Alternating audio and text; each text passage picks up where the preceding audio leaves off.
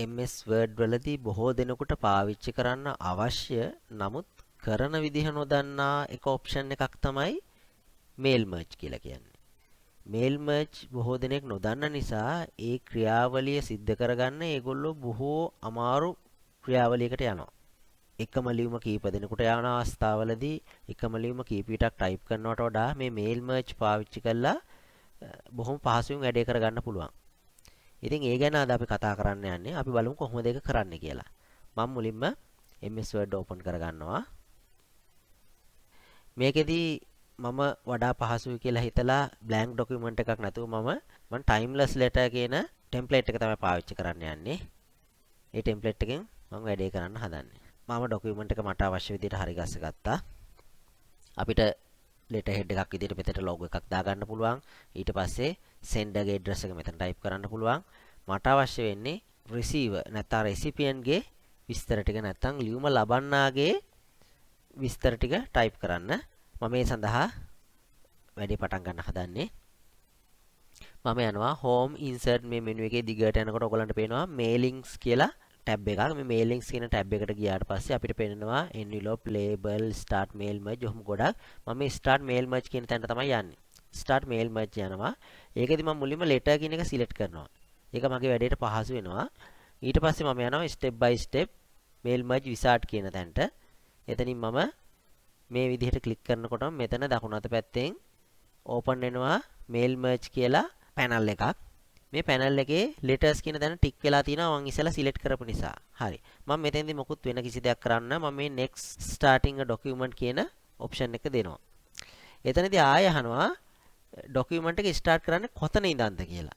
ඒ කියන්නේ දැනට මේ type කරන document එකේද නැත්නම් template එකක් ගන්නවද නැත්නම් වෙන document එකක් open කරගන්නවද කියලා. එතකොට මම මෙතෙන්දි කියන්නේ මම මේ දැනට වැඩ කරන එකේ නිසා ඒ ටික එක එහෙම්මම තියෙද්දි මම next ගිහිල්ලා recipient select කරන්න යනවා.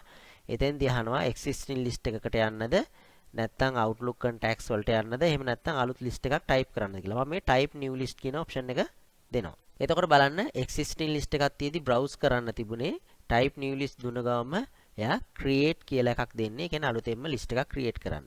මම ඔන්න create කියන එක දෙනවා. මෙන්න බලන්න අලුතෙන් open වෙනවා new address list කියලා. මේක දිගහැරලා බැලුවොත් ගොඩාක් දිගට තියෙන විස්තර ටිකක් type කරන්න එන තැනක්. මට ඕනි විස්තර මම ප්‍රධාන වශයෙන් විස්තර 4ක් විතර type කරන්න හදන්නේ. මම මේක වෙනස් කරගන්න customize columns කියන තැනට යනවා. customize columns කියලාස් බලන්න title first name last name company name address line ඔය විදිහට email address දක්වා තියෙනවා. මට අවශ්‍ය කරන්නේ මෙතෙන්දී title එකයි first name මම මේ document එකේදී යොදාගන්නේ title එකයි first name last name වෙනුවට name කියලා එකක් යොදා ගන්නවා. company name address line 1 address line 2 මට මේ ටික ඇති. ඒ නිසා මම මේක edit කරනවා එකින් එක edit කරගෙන යනවා. මුලින් මට පුළුවන් අනවශ්‍ය දේවල් delete කරන්න. මම email address එක මට මෙතෙන්ට අවශ්‍ය නැති නිසා මම ඒක select කරලා delete දෙනවා. මේ විදිහට මට අනවශ්‍ය දේවල් delete කරන්න පුළුවන්. ඒ වගේම අපිට අවශ්‍ය දෙයක් තියෙනවා නම් ඒක අපිට එකතු කරන්නත් පුළුවන් මෙතන add කියන option එකෙන්. මම කරන්නේ මෙතන මට අනවශ්‍ය කරන සියල්ල මම මෙතනින් delete කරලා දානවා. මට ඊට පස්සේ මෙතනදී last name first name දෙකක් ඕනේ නැහැ. මම ඒක නිසා එකක් මකලා first name කියන එක මම rename කරගන්නවා name කියලා. හරි. දැන් මට අවශ්‍ය කරන ටික තියෙනවා title, name, company name, address line 1, address line 2 මම okay කරනවා. දැන් මට අවශ්‍ය කරන විස්තර ටික විතරයි තියෙන්නේ. එතකොට මුලින් මේගොල්ලෝ එක entry එකක් empty entry එකක් දාලා තිනවා. මට පුළුවන් ඒ entry එකෙන් data enter කරන්න. මම title එක දානවා මෙතෙන්දි title එක Mr. AB Silva. එයාගේ company එක ABC company. address line එක Bank Street, Colombo. මට තව entry එකක් දාන්න ඕනේ වුණාට පස්සේ මම කරන්නේ මෙතන new entry කියන එක දෙන්න ඕනේ.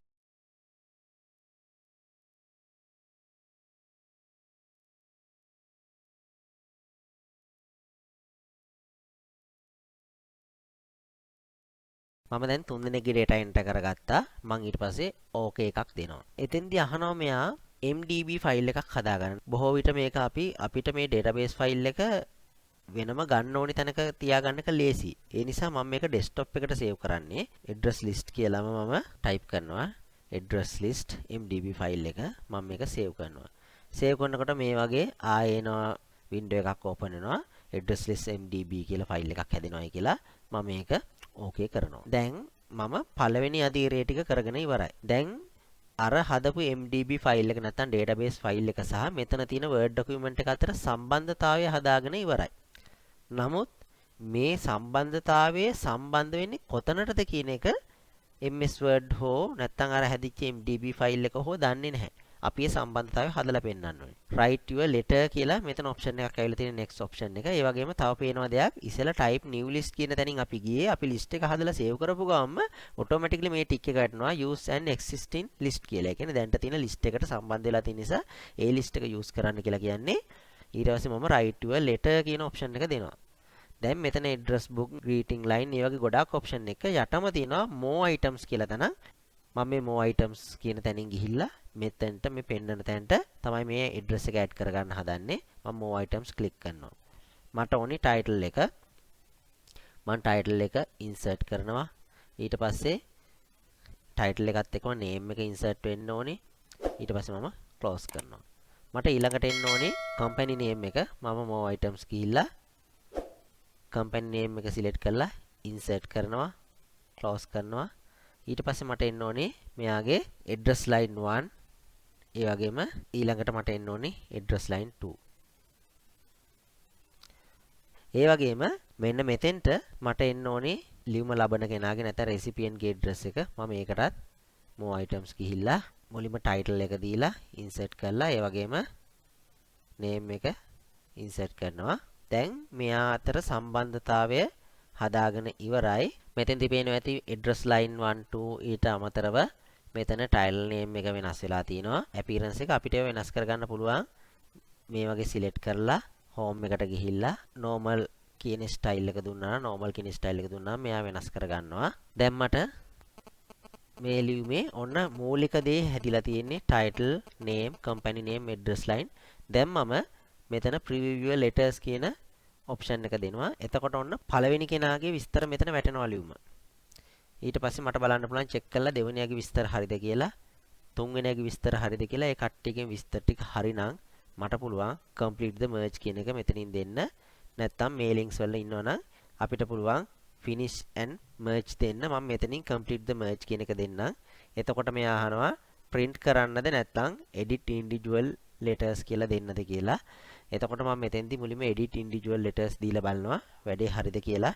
මට ලියුම් තුනක් තියෙන නිසා මට පුළුවන් මෙතනින් 1 2 3 කියලා දෙන්න. එහෙම නැත්නම් all දුන්නා නම් දැන්ට තියෙන ලියුම් ඔක්කොම ටික නැත්නම් මේකේ තියෙන pages ඔක්කොම ටික පෙන්නනවා. අපි එක page එකකට හැදුවට recipientලා 3 දෙනෙක් ඉන්න නිසා මෙයා pages 3කට මේක පෙන්නනවා.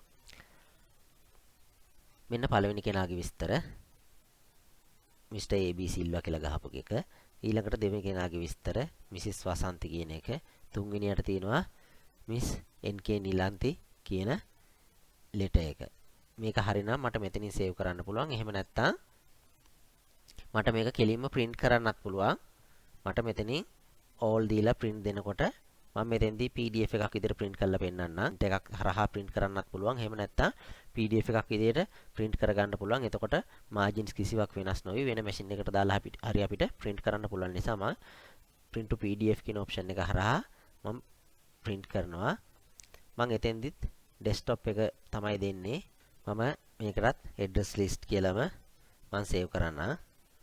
මම එහෙම කරලා PDF එකක් විදිහට මම මේක save කරන්නේ. ඔන්න PDF එකක් විදිහට save වුණා. දැන් මම මේක minimize කරලා පෙන්නන්න.